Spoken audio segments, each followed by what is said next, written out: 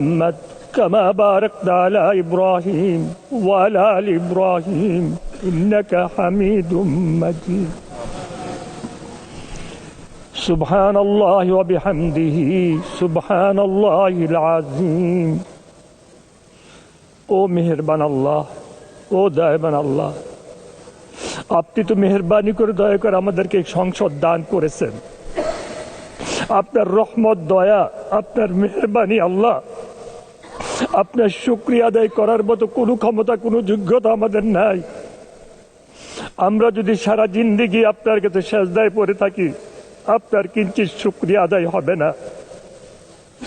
আপনি এই জালেমদেরকে বিদায় করে দিয়ে আমাদেরকে একটা সুষ্ঠু নির্বাচনের মাধ্যমে সংসদে এনে হাজির করেছেন।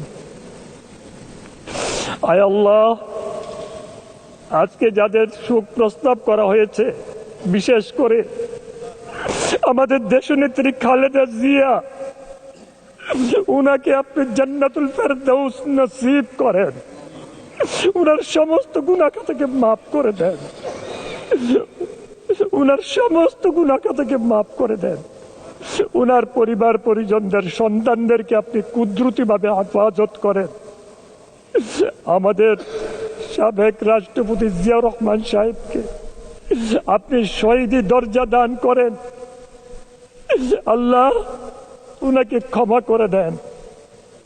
আয় আল্লাহ, জুলাই বিপ্লবে যারা নিহত হয়েছে, আল্লাহ তাদেরকে শহীদি দরজা দান করেন, তাদের প্রতি খাস রহমত নাজিল করেন, তাদের পরিবার পরিজনদের প্রতি খাস রহমত নাজিল করেন। আল্লাহ, তাদের পরিবার পরিজনদের জিম্মাদার আপনি আল্লাহ পাক হয়ে যান। আল্লাহ, জুলাই বিপ্লবে যারা আহত হয়েছে, আল্লাহ তাদের জিম্মাদার আপনি আল্লাহ হয়ে যান। আল্লাহ, তাদের প্রতি খাস রহমত নাজিল করেন। তাদের পরিবারের কি অবস্থা আপনি আল্লাহ জানেন। আল্লাহ গো, আমি তো দেখেছি মুরাদনগরে যে কয়েকজন শহীদ হয়েছে, তাদের পরিবারের অবস্থা কি আমি নিজের চোখে দেখেছি। আল্লাহ, আরো কত শুনেছি। আল্লাহ, তাদের জিম্মাদার আপনি আল্লাহ পাক হয়ে যান।